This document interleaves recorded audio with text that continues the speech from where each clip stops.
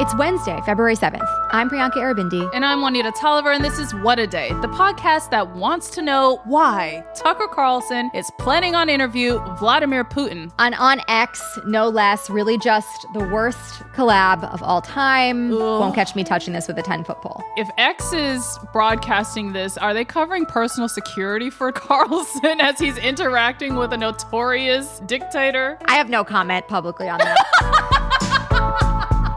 On today's show, the House rejected impeachment charges against Secretary of Homeland Security Alejandro Mayorkas. Plus, the Senate's border deal seems to be heading for failure. But first, a federal appeals court yesterday rejected Donald Trump's immunity claim and ruled that he can be put on trial for charges over his efforts to overturn the 2020 election. That means he does not have immunity in the January 6th case.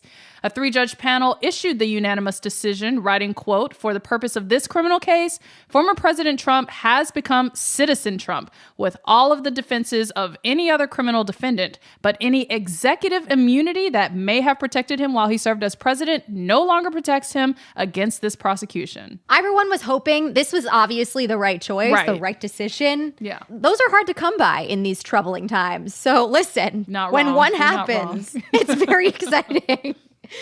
You all may remember that Trump's lawyer argued that former presidents cannot be prosecuted unless they are impeached first. Here is a back and forth from the hearing between Judge Florence Pan and Trump's attorney, D. John Sauer. Could a president order SEAL Team 6 to assassinate a political rival? That's an official act in order to SEAL Team 6? He would have to be and would speedily be impeached and convicted before the criminal prosecution. But if he weren't, there would be no criminal prosecution, no criminal liability for that? You can definitely hear Judge Pan's skepticism there, and they clearly didn't buy Trump's full immunity argument because here we are. To learn more about this case and where we go next from here, we spoke with Leah Litman. She is a co-host of Crooked's legal podcast, Strict Scrutiny, and a professor of law at University of Michigan Law School. Leah, thank you so much for joining us. Thank you for having me. So we've been waiting on this decision from the D.C. Circuit Court of Appeals for a few weeks now. Talk us through the significance of this decision. So it took them a while because they wrote a long, exhaustive opinion. You know, this is 57 pages. They really go through all of the legal arguments, including all of the very dumb ones. And so as to what happens next, the D.C. Circuit wrote its opinion to try to speed things along as best they could. So what they did is they said the mandate from our opinion, from our court, is going to issue on Monday. What that means is once the mandate issues, then jurisdiction kind of returns to the D.C. District Court. And the D.C. District Court could then kick up all of its pretrial proceedings and potentially even hold a trial. But the mandate won't issue if by Monday, Trump files an application with the Supreme Court to stay the mandate.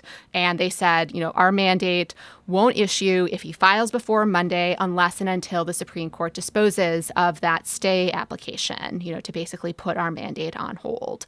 So they're trying to speed things along. And part of what they did is close off another avenue for Donald Trump to potentially delay, because they said this mandate isn't going to be paused if Trump asked for what's called rehearing en banc, where they would ask the entire D.C. Circuit to potentially revisit this panel's opinion. So it will kind of be up to the U.S. Supreme Court to decide how quickly to dispose of this stay application, whether to take the case. If they do take the case, that would pause anything that happened in the district court. So the ball will likely be in the Supreme Court's court. But I do appreciate this notion of the appeals court saying, move it along. Thanks so much, right? Like, that's a vibe. Now, thank you. Next. Truly. The opinion does seem limited to Trump, as though in other future potential criminal cases, a sitting president might have some kind of immunity. Like, is that an accurate read? And what was the court's intention with that kind of caveat? I think that they were trying to note how extraordinary President Trump's arguments were. This is not someone who is currently holding the office of the presidency saying, I cannot be prosecuted while I am in office for doing the things I do in office. This is someone who, as they note, is now a private citizen and who is basically arguing, I am immune for all eternity simply because I was once president. And so I think they were trying to underscore how extreme and really out there these arguments were in noting that they weren't dealing with a case of someone who is currently president arguing that they are immune. Yeah, you're only citizen Trump. That's it. Exactly. So this decision was related specifically to Trump's D.C. election subversion case, but, he also has a number of other cases underway at the moment. Does this apply to any of those other federal criminal cases as well? Yeah, so the logic of the court's arguments and their reasoning certainly would cover those cases as well, because the court rejected the idea that presidents can never be held to answer in federal court. And to the extent that that is Trump's immunity argument in other cases, the court's reasoning would apply there as well. Some of the arguments President Trump made were limited to this case, in that he argued he couldn't be tried in court for actions arising out of January 6th because the Senate had already decided not to convict him for the same conduct. And that argument isn't available when we're talking about the Florida documents case, which involves mishandling of information and wasn't available, for example, for actions he took before he became president, like the alleged violations of the New York election law. And then other parts of their analysis turned on specifics to this case. And the calendar is tight, especially as Judge Tanya Chutkan, who's overseeing the federal election subversion case, already canceled the March 4th trial date. But is there any realistic chance that Trump could be criminally convicted in the D.C. case before the November election? And what happens next in this case, given this decision from the appeals court? It's a realistic possibility, but whether it happens, I think, greatly depends on what the U.S. Supreme Court does. Because if the U.S. Supreme Court takes the case and then they don't issue a decision until the end of June, that's a very, very tight timeline to hold an entire trial, finish the pretrial proceedings, and then conduct a trial. So if the U.S. Supreme Court quickly takes the case and issues a decision, let's say in March, then I think it could very well be possible. But it's going to depend on what the U.S. Supreme Court does and when. I want to go back to a little bit of what we kept hearing from Trump throughout. He was publicly arguing that presidents need to have immunity to make decisions or else they'll be prosecuted by political opponents after they lose elections. Here is a clip of him at a campaign rally in New Hampshire. This isn't just me. This is all presidents. They have to be given immunity. Otherwise, they're going to be unable to act. Anything they do, if it goes wrong, even if it goes right, the opposing party, and you see that now, where you have these people, they're crazy. The opposing party will indict them for anything they do. I mean, he went on to argue that, for example, Harry Truman couldn't have used nuclear weapons if he was concerned about being prosecuted by the next guy. I mean, skipping over the nuclear weapons part.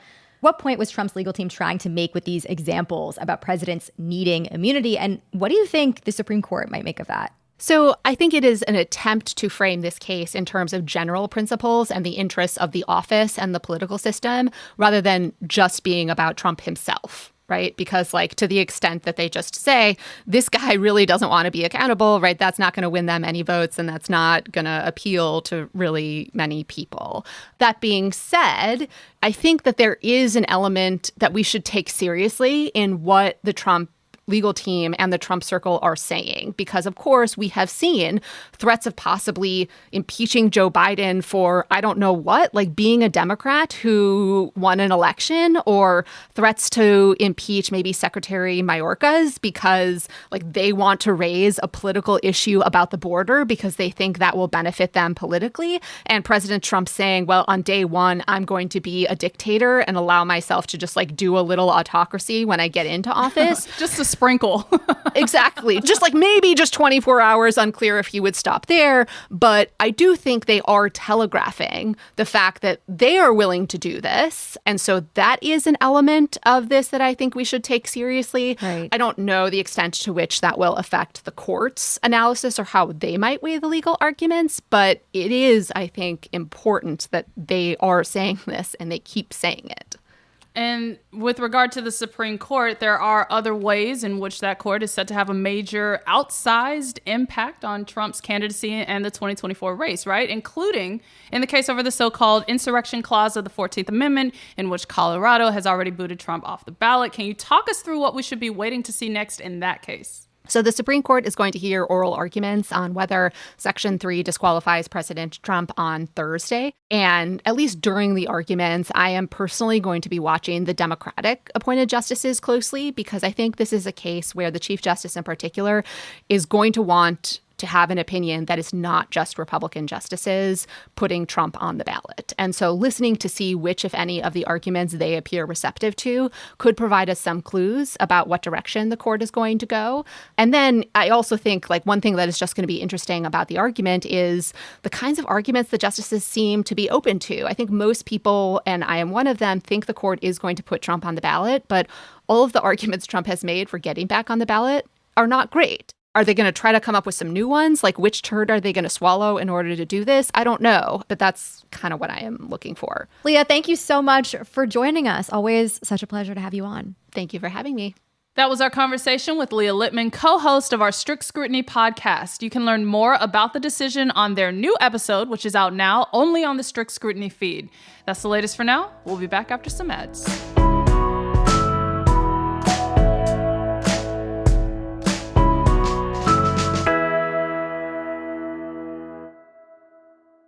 We monitor our sleep, track our fitness goals, and maintain daily to-do lists to stay organized. But why do we overlook our trash?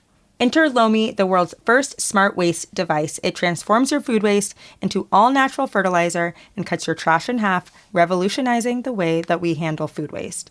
I have discussed how much Lomi has taken a ton of guilt off my back because I no longer feel bad when my kids eat 3 bites of the nice dinner I made them because now it's being made useful. Mm-hmm. And Mom, if you're listening, mute this because I got my mom a Lomi. Oh, because I just love it so much. I need her to use it too. Listen, you just want to spread the good news about caring for the environment, okay? Correct. I love that. Everybody else should get their parent, a Lomi as well. Yeah, you can, but also don't tell my mom because I want to look like the best daughter. I want to look like the best kid, Yes, I do, and I get it. Well, whether you want to start making a positive environmental impact or just grow a beautiful garden, or maybe you just want to be the best child that your parent has, Lomi is perfect for you. Head to lomi.com/WAD and use the promo code WAD to get $50 off your Lomi. That's $50 off when you head to lomi.com/WAD and use promo code WAD at checkout. Thank you, Lomi, for sponsoring this episode. What A Day is brought to you by Pandora Jewelry. Valentine's Day is coming right up and lab-grown diamonds speak louder than words. Pandora Jewelry has stunning lab-grown diamond gifts for every love in your life. Lab-grown diamond jewelry makes the perfect, sparkling, sustainable gift in new styles that make your everyday look shine bright. Like the beautiful lab-grown diamond station necklace and bracelet featuring 5 bezel-set lab-grown diamonds for the ultimate sparkle. Pandora's lab-grown diamonds celebrate all loves. For the lab-grown diamond she wants and the lab-grown diamond you want to gift, shop now at your nearest Pandora Jewelry. What A Day is brought to you by Books. Valentine's Day is coming right up, y'all. And let's be real, you should be getting flowers every week of every month, no matter what month it is, just to clarify. That's correct. But I feel like Valentine's Day flowers are just like the bare minimum to acknowledge the day. Like that, it's the floor, everybody. Well, Books is the go-to source for fresh cut flowers. It's easy. Buy roses in one click or choose one of their unique modern designs. Place your order early and pick your delivery date now. Don't believe it when your loved one says, you don't have to get me anything. That is always a lie. Be the hero and go to Books.com and use promo code WAD for 25% off. That is BOUQS.com, promo code WAD. Books, promo code WAD. Let's get to some headlines. Headlines. In a dramatic and embarrassing defeat for congressional Republicans, the House rejected impeachment charges yesterday against Secretary of Homeland Security Alejandro Mayorkas. A lot of experts have called this proceeding an inappropriate and unjustified use of the impeachment process by the GOP. And in the end, a handful of Republicans broke with their own leadership to send the whole thing down in flames with a vote of 216 to 214 on Tuesday evening. A lot of conservative members are expected to be pretty mad about this because they've been promising to impeach Mayorkas for allegedly failing to lock down the border ever since they took the majority. But in the end, this impeachment turned out to be all foam, no beer, and to add on another layer of drama to this dumpster fire, Representative Al Green casted the deciding vote after being escorted to the floor in a wheelchair, in hospital scrubs, and barefoot. This man literally, reportedly came out of surgery. And what's crazy is that after casting that vote, Marjorie Taylor Greene on the steps of the Capitol literally told reporters that she thought Democrats were hiding him. This man came from a hospital to stop this ridiculous vote, and you think it's a game? Wow. Okay. Says everything you need to know about Marjorie. The Senate's border deal seems to be heading for failure as a growing number of Republicans say that they will vote against the legislation. It's wild because this bill was specifically crafted to meet GOP demands that Democrats link border policy changes to the international aid packages for Israel and Ukraine. But now there's a growing number of Republicans who say that they are going to block the procedural vote set for today. Here is Senator Mitch McConnell talking with reporters yesterday about the bill. It's been made pretty clear to us by the Speaker that it will not become law. It is a big loss for the negotiators who have been working for months on this agreement. Things began falling apart when former President Donald Trump publicly trashed the bill and after a closed-door meeting on Monday night where Republicans debated the deal. President Biden is blaming his soon-to-be election opponent for throwing away the chances of passing this border bill. Take a listen. This bill won't even move forward to the Senate floor. Why? A simple reason. Donald Trump. Because Donald Trump thinks it's bad for him politically. I mean, no lies detected, so. Seriously. And the chaos on Capitol Hill just keeps going. The House also rejected a standalone bill to send billions of dollars of aid to Israel yesterday as well. If you're asking yourself, what are they getting done over there exactly? That's a great question. Nothing. Maybe one to consider as you head to the polls. No, seriously, that is the call to action language. Verbatim. Yeah. A Michigan jury unanimously voted to convict Jennifer Crumbley of involuntary manslaughter yesterday for failing to stop her son from carrying out a mass shooting.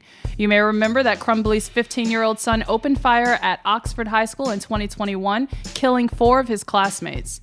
The boy pleaded guilty to several charges, including murder and terrorism, before he was sentenced to life in prison. But many were quick to criticize his parents, who gifted him the handgun he used to carry out the shooting. Prosecutors charged Jennifer Crumbley with 4 counts of involuntary manslaughter, 1 per victim. And they argued that Crumbley bore responsibility for her son's massacre in part because she and her husband didn't properly store the gun in a safe place. Prosecutors also argued Ms. Crumbley should have been more aware of her son's mental health. NBC News says yesterday's verdict makes Crumbley, quote, the first parent to be held criminally responsible for a mass shooting committed by their child. She's set to be sentenced in early April. Meanwhile, her husband, James Crumbley, will stand trial for involuntary manslaughter next month. The AP reports that Hamas's response to a plan for a ceasefire in Gaza was, quote, generally positive. That is according to a mediator in Qatar. And Israel's intelligence agency confirmed that officials were evaluating Hamas's response. That is as Secretary of State Antony Blinken is in the Middle East, meeting with key government officials to discuss the latest potential hostage deal and ceasefire plan. According to the State Department, one of Blinken's goals on this trip is to, quote, discuss ongoing efforts to secure the release of the hostages held by Hamas and enable an extended humanitarian pause in the conflict in Gaza. And it's really no secret that international pressure to end this war has been increasing. And as one of the major providers of military funding to Israel, it is not a good look for the U.S. and the Biden administration in particular. The stakes are high for Blinken's trip, to say the very least, but it's clear that any sort of deal is going to take even more time. Meanwhile, Israeli troops have started to strike the city of Rafah in the southern Gaza Strip, where more than 1 million displaced Palestinians are sheltering. UN officials said, quote, any move by Israel to extend its full-scale invasion of Gaza into the massively overcrowded southern city of Rafah could lead to war crimes, which must be prevented at all costs. John Formella, New Hampshire's Attorney General, said on Tuesday that he's identified the source of the fake President Biden robocalls that were going around ahead of the state's primary last month. You'll remember that thousands of Democratic voters in the Granite State received weird phone calls from an AI-generated voice impersonating Biden and telling them not to vote in the days leading up to the election. Take a listen. We know the value of voting Democratic when our votes count. It's important that you save your vote for the November election. Oh my God. Voting this Tuesday only enables the Republicans in their quest to elect Donald Trump again. Wow, that was it's shockingly convincing. Like Robo Biden minus no intonation or vocal inflections sounded very, very close. Freakishly real. Freakishly real. Whoa. According to Formella, the calls have been traced back to a Texas company called Life Corporation. The Attorney General's office has opened a criminal investigation into the individuals behind the phone scam. NBC News reports Formella said, quote, "We have never seen something so close to an election before and with such a blatant attempt to mislead voters. We don't want this to be the first of many." I fear this is going to be the first of many. I know. And as we continue to see, this is not something we're really at all equipped to deal with or combat properly quite yet. It's really scary to think about what that might mean for this election. The New York Times is reporting that Ronna McDaniel, aka Ronna Romney McDaniel, she might have dropped it, but we never will. The chair of the Republican National Convention told former President Donald Trump on Tuesday that she plans to step down from her position shortly after the South Carolina primary. McDaniel has faced calls to resign for months from Trump and his allies.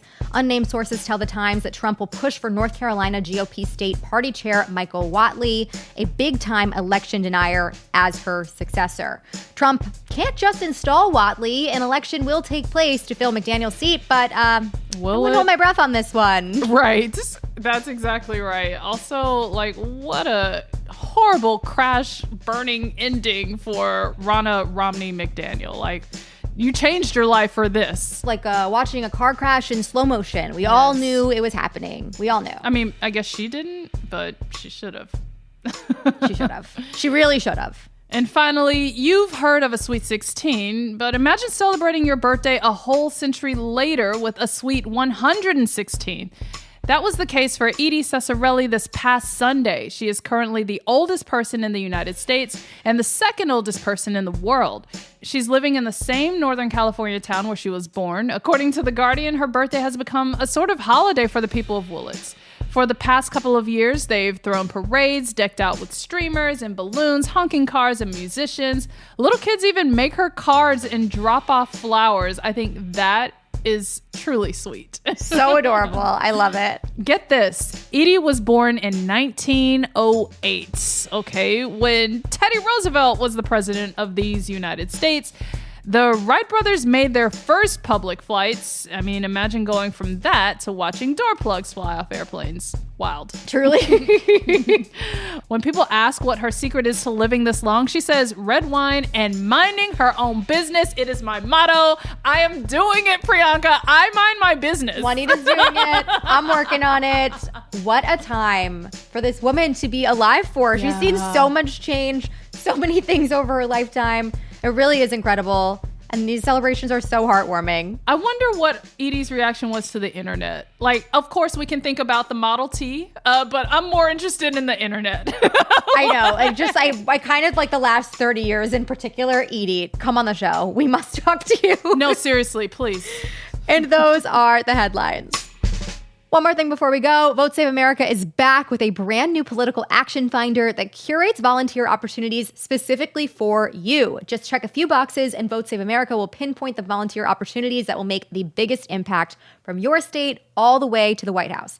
More than 3,000 volunteers have already used our action finder tool, so run, don't walk to votesaveamerica.com/volunteer to get started today. That is all for today. If you like the show, make sure you subscribe, leave a review, wish Edie Cesari a very happy birthday, Yay! And tell your friends to listen. And if you're into reading and not just how to hold Trump accountable like me, What a Day is also a nightly newsletter. Check it out and subscribe at crooked.com/subscribe. I'm Juanita Tolliver. I'm Priyanka Arabindi. And mind your business! Oh my gosh. I promise this is the key to just like a good level life, honestly. Right now, I'm over-indexing on the red wine and under-indexing on the minding my own business. I gotta switch that around.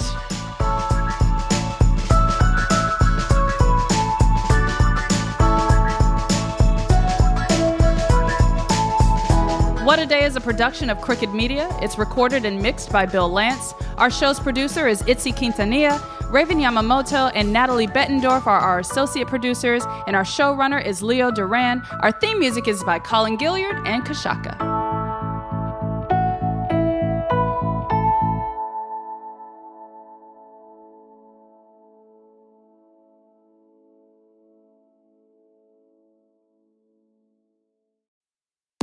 Hey, this is Jeff Lewis from Radio Andy. Live and uncensored, catch me talking with my friends about my latest obsessions, relationship issues, and bodily ailments. With that kind of drama that seems to follow me, you never know what's going to happen. You can listen to Jeff Lewis live at home or anywhere you are. Download the SiriusXM app for over 425 channels of ad-free music, sports, entertainment, and more. Subscribe now and get 3 months free. Offer details apply. Shopify is the global commerce platform that helps you sell at every stage of your business. With the internet's best converting checkout, 36% better on average compared to other leading commerce platforms, Shopify helps you turn browsers into buyers. In fact, Shopify powers 10% of all e-commerce in the U.S. Sign up for a $1 per month trial period at shopify.com/podcast free. All lowercase, shopify.com/podcast free. Shopify.com/podcast free.